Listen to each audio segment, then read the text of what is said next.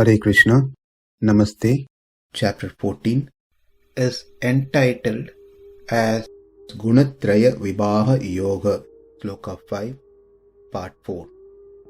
Sattvaṁ rajastamayiti gunāna prakriti sambhavaha nibadhnāti mahabāho dehe dehinam avyayam. Material nature consists of three modes: goodness, passion, and ignorance. When the eternal living entity comes in contact with nature, O mighty armed Arjuna, he becomes conditioned by these modes. From this sloka, we have been learning the cause for being born again and again. And the short answer is due to the three modes. Therefore, these three modes plays a major role. As we see, Krishna himself has dedicated one whole chapter on this subject. So that may bring up a question: has anyone seen these gunas? Or how can we see the gunas? Sabda, Sparsha, Rupa, Rasa, Gandha. These things can be understood that we have them. Prakriti has Gandham, which can be smelled. Water has Rasam, which can be tasted. Fire has form, which can be seen. Vayu has Sparsha, which can be felt. Akasha has Shabda, which can be heard. Similarly, is there a way that we can see or understand the existence of gunas, sattva, rajas and tamas? Short answer is yes, we can understand their existence, but we can't certainly see the three modes. These gunas can only be inferred from the effects, but cannot be seen directly through our indriyas, senses. Well, if we cannot see, then how can we understand they exist? How do we know they are true? For example, I have seen smoke and fire together in past. Now when I see just the smoke in a distance, then I can infer that there must be fire over there, because smoke cannot be without fire, and I have seen this together in past. Therefore, when I see smoke on top of a hill in a distance, then I can understand with my previous experience that there must be fire as well, which is why the smoke is present. But in the case of gunas, I have not seen the gunas along with the body together. How can I understand that these three gunas really exist? So the first argument is, we have not seen the presence of three gunas. The second argument is, we have not experienced in the past to make an inference, anāmayam, that the three modes exist. Therefore, we are spending time on something which doesn't exist. This is the argument or objection from the opponent. We know that consuming poison will kill a person. Consuming medicine will cure a person. But do we come to know the power of medicine or poison by looking at it? Certainly not.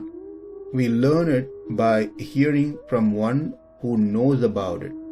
Similarly, what are the gunas of Prakriti, what their functions are, etc., can only be known from the Vedas, and other pramanas, evidence. So not that everything has to be seen to be proven. Things can be understood that they exist by the pramanas, especially the Vedas. The gunas which is present in Prakriti, in Mula Prakriti, they are in a contracted state. Like how the fragrance of a flower is experienced only when it has blossomed and not when still a bud. In the same way, when the Prakriti evolves into Mahat, Ahankara and so forth, the gunas manifest and not earlier in the unevolved state of Prakriti. Therefore, how do we know the gunas are real? Because we have not seen it. Since we have not seen it, we cannot make anāmayam, inference. The answer is, we can't see the three gunas, but we can see, experience their effects. And this will be elaborated more as we go into the rest of the slokas. What we are learning here is what's going to come in detail. So, sattva guna is lagu. It gives the quality of being light, weightlessness. Therefore, the indriyas are able to travel outside of our body easily and grasp many things, understand many things. Therefore, sattva guna is said to be prakāśaka, which illuminates, creates knowledge. Whereas rajoguna is chalam, means it keeps something constantly active, and it is said to be upastambhaka, meaning that which motivates, pushes the other two gunas, sattva guna and tamo guna, to perform their respective activities.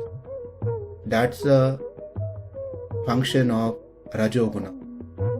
Whereas tamoguna is guru, means not the spiritual master.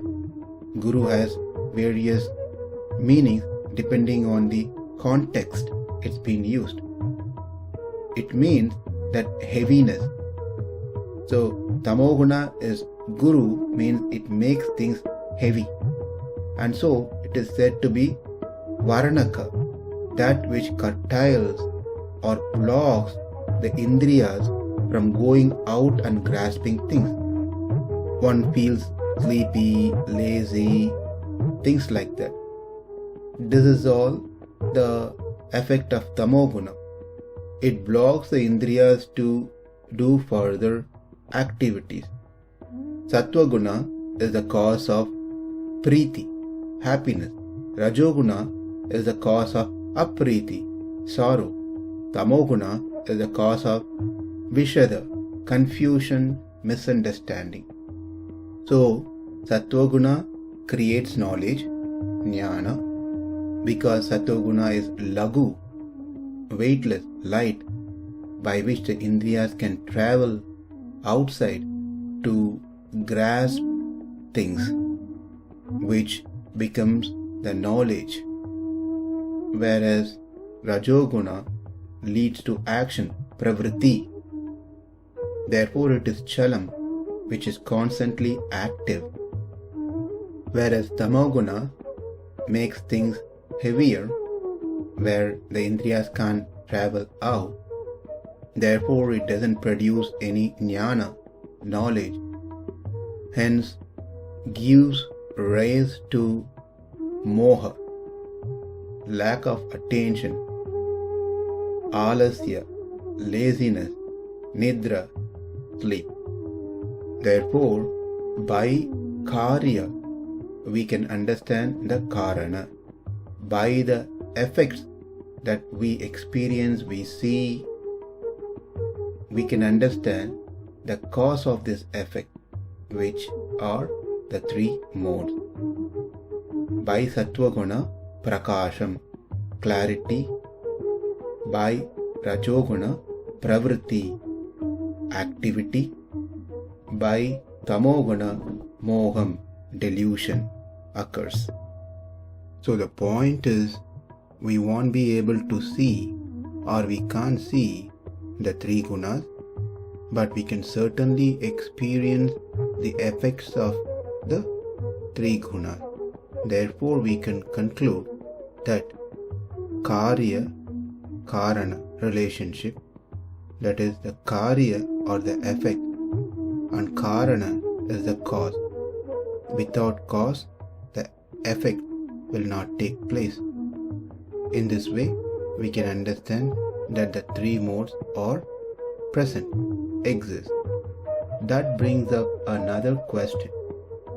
These effects that are prakāśakam, pravritti and moha, clarity, activity and delusion, are obviously can be experienced now when we have the body.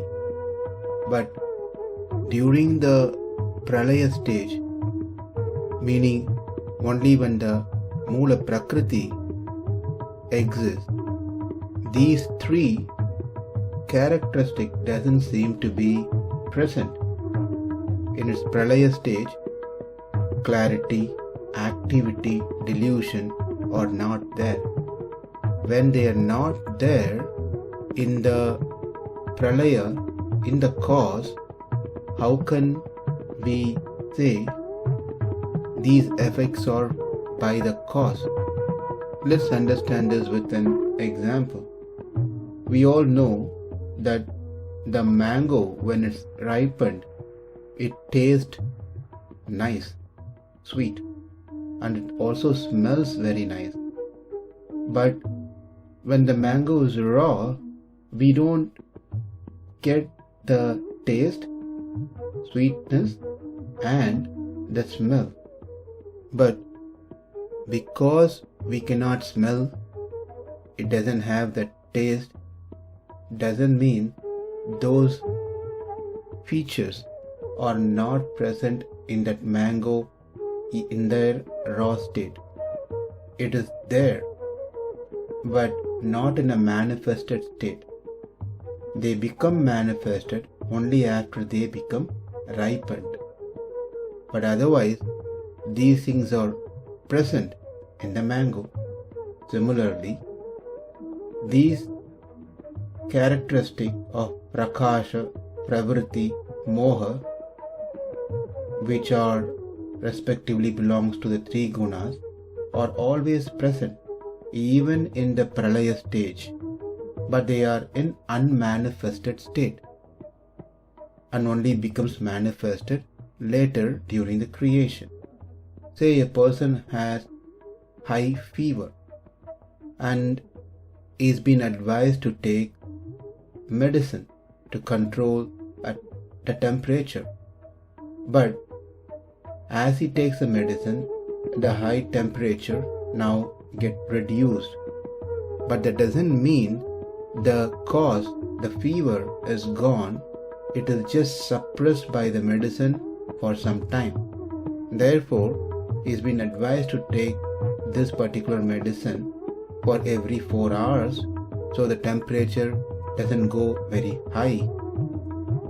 Likewise, these characteristics, clarity, activity, delusion of sattva, rajas and tamas, present even in the pralaya stage, in the prakriti, but they are suppressed. And then later, during the creation, they manifest in Mahan, Ahankara and so forth. In the starting of this sloka, we learn that there are two questions that being answered in this fifth sloka. Number one, what is the cause of being born again and again? That we saw it is because of the three modes which influences the living entity, and therefore in this way they get into the karma program, and by which they get the body. The second question, which yet to be answered, is what is the cause for devatas to be born as devatas again, manushya to be born as manushas again, mostly because there are chances that they can be born into other pieces as well. Depends on the severity of the offenses they commit. So what is the reason for such birth? One who has done punya karma, born again into punya body. One who has done papa karma, born into papa body. What could be the reason for this? So let's see the answer. One who is born as a devata, he identifies himself as a devata, demigod, and will have more of sattva guna compared to rajoguna and tamoguna. Due to the sattva guna, he then engages in the activities which are sattva guna and accumulates more punya, merit, and because of that he is born again as a devata. One who is born as an asura identifies himself as asura and will have more rajoguna compared to sattva-guna and tamoguna. Because of the rajoguna, and he is being identified himself as asura, he gets engaged into activities which are of rajoguna and hence accumulate more of papa karma, and therefore he be born again as asura. One who is born as rakshasa identifies himself as a rakshasa and will have more of tamoguna compared to sattva-guna and rajoguna, and he performs activities in that particular guna and hence accumulates karma accordingly and then be born as rakshasa again. And similarly, manushya, who identifies himself to be human and perform activities that gives respective result, which he gets a human body. This is the reason why someone who performed punya karma gets body where he can perform punya karma again. Likewise, the other bodies. So a person is pushed into performing certain activities by the influence of the three modes, and the three modes influences that person to perform activities either sattva, rajas and tamas based on the previous karma activities that this atma has performed. As we saw, this goes into a cycle.